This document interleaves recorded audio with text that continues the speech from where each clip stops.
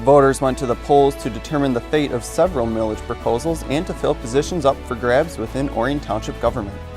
The Orion Center celebrated its official grand reopening with a ribbon-cutting ceremony and family fun and games.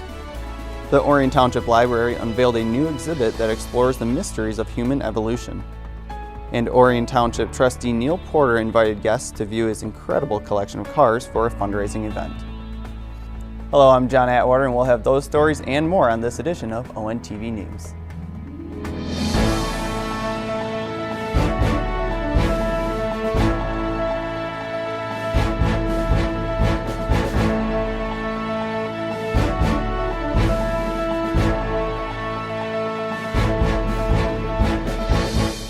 On Tuesday, voters were asked to go to the polls during the primary election to determine the fate of several key issues, including multiple ballot proposals.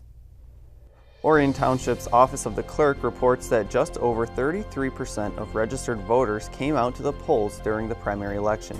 That number was quite a bit higher in Precinct 6 at 46%. The lowest turnout was in Precinct 9 with 25%. According to the unofficial results posted on the Oakland County website, voters came out in support of the Lake Orion Community Schools Sinking Fund tax proposal. 57% voted in favor of the proposal, with 42% opposed, a difference of over 1,400 votes. The number of yes votes more than doubled the number of no votes on the issue of a fire millage renewal, 5,693 to 2,757. The results were similar when voters were asked to renew a police millage, 5,431 yes votes to 3,013 no votes. The race for Orion Township Clerk was neck and neck much of the night.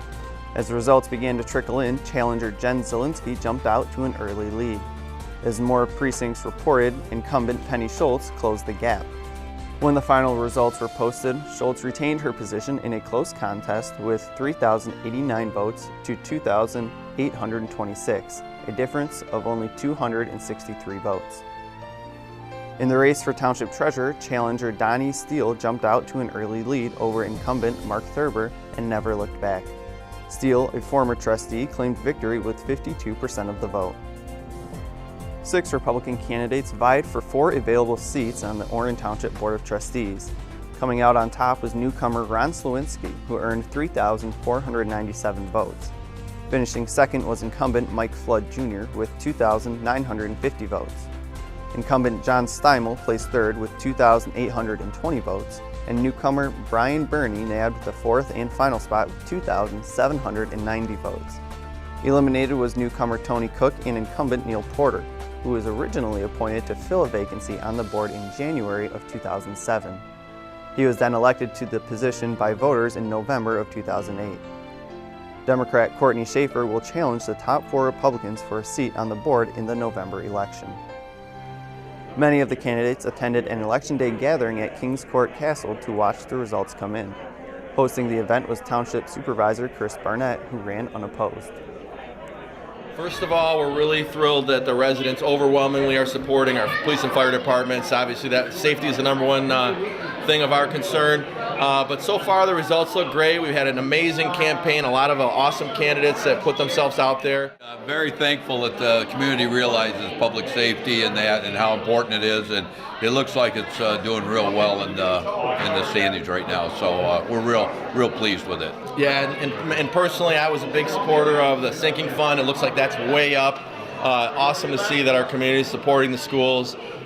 There was so much enthusiasm. I went to work this morning, but most of the day I was out at different precincts. And to see every precinct was covered with students and teachers and staff, just trying to get people out there and give them a little extra nudge at the polls. So it's still early. We're cautiously optimistic, but we're really grateful for what looks like a good night so far. For complete election results, visit oakgov.com/clerk/ROD/elections. On Valentine's Day 2016, the Orion Center experienced a flood that forced its closure while the building underwent extensive renovations for the next 5 months. The building recently opened its doors to the public and celebrated with a grand reopening. On Thursday, July 28th, area residents were invited to come to the Orion Center for a special occasion. Not only did Orion Township host its annual Summer Sizzle event, but staff members, officials, and volunteers celebrated the center's official grand reopening with a ribbon-cutting ceremony. Here we go. Ready? Go! We've been waiting for this day for obviously several months, and to see just all the people here and the excitement and see the kids in playing games makes all that hard work and headache so much, worthwhile. So we're really, I can't express the amount of gratitude, one, we have to ONTV, the library, Beaumont, all our partners in this building, and then our community for kind of sticking with us during the time when they were gone and had to find other places to do their activities. But we are so thrilled they're back, and we are better than ever. So thank you, and please come out and check out this building. It's like a dream. We all knew that we would get to this point again, and we really want the people. Without the people here, it's just a center. But with the people here, it's a great community event. So we're glad everybody's here. Following the ceremony, families filled the Orion Center's banquet room to enjoy a wide variety of games and events during the Summer Sizzle. Visitors also were treated to hot dogs and refreshments. For Summer Sizzle, we have food, hot dogs, Kona ice. We have a lot of chips and drinks that are going on. We have games and activities that we have for young people. We'll be giving tours of our facility and really just welcoming the community back to the building to explore and find out what we've got. So we'll have lots of information available of our activities and clubs and programs. One positive to come out of this tragedy of the flood is the replacement of the Orion Center's exercise equipment with more modern equipment geared towards senior citizens 60 years of age or older.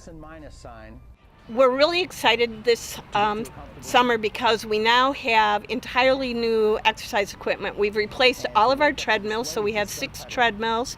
We have 3 new exercise bikes. We have a rowing machine, an elliptical machine, and an additional exercise machine where you're able to exercise both lower and upper body. Orion Township has also taken part in the DIA's Inside Out Tour. Replicas of works of art can be found in 7 different locations, including the Orion Center, Friendship Park, the library, Camp Agawam, and others. For more information about the Township's programs and events, visit oriontownship.org. The Friends of the Orion Center Seniors is a volunteer organization that helps support senior programs and activities at the Orion Center. Recently, one Orion Township trustee stepped up to host a fundraiser benefiting the group. ONTV's Joe Johnson has more. Orion Township trustee Neil Porter has been collecting cars since his high school days and still has his very first car. Since he enjoys buying more than he does selling, his collection keeps growing and growing. Today he owns more than 50 classic cars that he houses in several unassuming barns in Lake Orion. I like the low production, milestone-like cars that were key to the history of the automobile industry, the very top end, not the car that the guy next door had, or the car that my dad drove. That's not what I'm looking for. I'm looking for the very special cars that you didn't see every day, that when we did see one when I was a kid and one drove by, we just, sit there and oogled at it, because nobody in our neighborhood would owned anything like that. On Friday, July 22nd, Porter hosted a fundraiser benefiting Friends of the Orion Center seniors. Visitors enjoyed a hot dog lunch while perusing the incredible collection of cars and automobilia up close. Among the cars in his collection are a couple of Packards of historical significance. The blue car is a 1934 Packard 12-cylinder limousine. It was owned by John D. Rockefeller. It was chauffeur-driven, but it was his personal car. Eva and Juan Perón's 1930 Packard Phaeton is here. I bought that in Argentina in 1966. If any of these cars look familiar, it's because you may have seen them on the road. Porter occasionally takes them out for parades and car shows. Oh yeah, I try to keep every car running. I wish I could say every car in here is, but I get behind. I try to do everything myself, and I have a hard time keeping up on them. But the idea is all these cars are supposed to be turnkey, where you could jump in them and take off with them. And you see them running around town, because I do use them. And we see them in parades and things like that. Yeah, but you also see me going out to dinner in them, too. The Friends of the Orion Center seniors meet on the 4th Wednesday of every month at 10 a.m. at the Orion Center. For more information, contact Alice Young at alice.young@comcast.net. In Lake Orion, this is Joe Johnson reporting for ONTV News. Thanks, Joe. Throughout the year, the Orion Art Center hosts numerous shows and exhibits. Recently, the Art Center invited local artists to submit work representing a wide variety of media. On Friday, July 22nd, the Orion Art Center hosted an opening reception for a brand new show called Anything Goes. Dozens of pieces were submitted by local artists representing paint, clay, photography, wood, and even fabric. I like the whole idea of anything goes. And Lake Orion is such a fun community, and it just sort of fit. And I thought too it would be fun for different artists, that is, different kinds of art, to be poured into one show. And so we called it Anything Goes. Prior to the opening reception, a judge was given the difficult task of selecting winners from the wide variety of submissions. Cash prizes were given to the artists that placed first, second, and third, and 3 additional artists were given honorable mentions. Awarded first place was the watercolor piece entitled Wash Day, created by Lynn Thompson Garland. Well, my heart sings. I can't, it's very hard to express what it's like for some. I'm an artist myself, so I love art, and I love all kinds of art. And I like the notion of, obviously, the classic art, but also the innovative kinds of ways of dealing it, for example, in this case, with multiple kinds of material. And so it was just fun. The Anything Goes show will continue to be on display through the Dragon on the Lake weekend, which is scheduled to take place in the last weekend in August. After that, the Art Center will accept submissions for its photography show called Artist Lens, which kicks off with an opening reception on September 16th. For more information, visit orionartcenter.org. As technology evolves, the Orion Township Public Library continues to evolve in an effort to stay relevant in the community. Recently, the library set up a temporary exhibit to give you another reason to visit. Exploring Human Origins is a traveling exhibit courtesy of the Smithsonian National Museum of Natural History. The exhibit is made up of static displays, interactive kiosks, and hands-on replicas that educate visitors on the evolution of mankind. Well, the idea is to find out about our origins, evolution, and to figure out what it means to be human. There are, as you can see, a lot of displays where you can find out about how our brains evolved, how our footprints, first steps, family trees. We have a set of skulls that show how skulls evolved. We have 2 interactive kiosks that you can find out more information. We have a table for little kids. We're encouraging them to draw what they think humans will look like in 20 years, and then we're going to post those. The exhibit will continue to be on display at the library through August 22nd. Over the next several weeks, speakers will take part in numerous programs and workshops. I believe it's our mission statement, is to be more than books, and we really do want to help people learn. And there aren't a whole lot of museums unless you drive all the way to Detroit, so that was why we try to get exhibits like this when we can. On Saturday, August 6th, the exhibit will celebrate its official opening with an evening of science featuring Dr. Rick Potts, who will explore the main themes and messages of the traveling exhibit. For a complete list of programs, visit orionlibrary.org. Design for a Difference is a community-driven movement that brings together interior designers and local businesses that are in need of a makeover. One very special business has been chosen to benefit from this program created by the International Design Guild. Dutton Farm is located off Dutton Road just east of Brewster Road in Rochester. The farm serves as a workplace for those with special needs. Dutton Farm pays its employees competitive wages while bolstering self-confidence and independence. Dutton Farm is a certified nonprofit organization that serves adults with developmental disabilities and mental illness in Oakland, Wayne, and Macomb counties, and we celebrate, educate, and employ adults with developmental disabilities.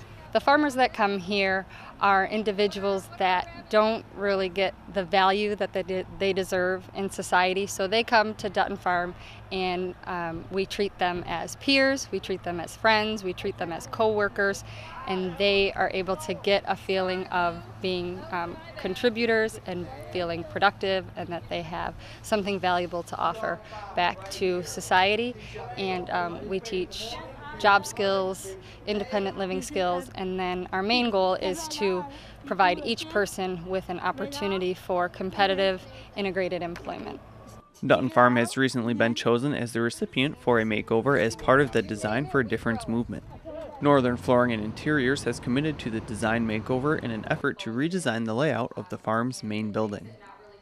So the house is built for a family, but we use the house to provide skill building services to adults with disabilities, and so the house doesn't work for the function in which we're using it for, and we need a more open setting for safety and to prevent any hazards, to make it more safe for fire, tornado, easy exit, and also to be able to see, for the staff to be able to see everything that's going on with all of the participants at all times. And we also need the stove moved away from the front door, so we're always able to see the stove, and that as the door is opening and closing, that there's no potential burn or anything like that with farmers coming in and out of the building. I'm an interior designer, and I'm fortunate enough to be part of Design for a Difference. And we are a national and international design movement that brings the interior design community in with local businesses and local IDG showrooms like Matt to make over charities in need. Dutton Farm produces all natural products from soap to incense to food. Employees raise animals like chickens, rabbits, cats, goats, and even a pig, all while developing skills essential for community integration and job training. Matt Pfeiffer encourages anyone to help with the remodel in any way they can. We have several companies that have already stepped up, Comfort King Mechanical in Lake Orion, as well as Advanced Carpentry, and they've stepped up and offered to be corporate sponsors in the sense that they're going to offer labor and at least at-cost materials to help on the project. But we're open. If anybody wants to be involved, regardless of what you do, you can make an impact, and whether you're a company owner or an individual, we can use all help and any help. To find an array of products produced at Dutton Farm and ways to donate, visit their website at www.duttonfarm.org. And to donate directly to the remodel, visit www.nflooring.com and follow the link. And that will wrap up this edition of ONTV News. On behalf of the hardworking team, I'm John Atwater. Thanks for watching.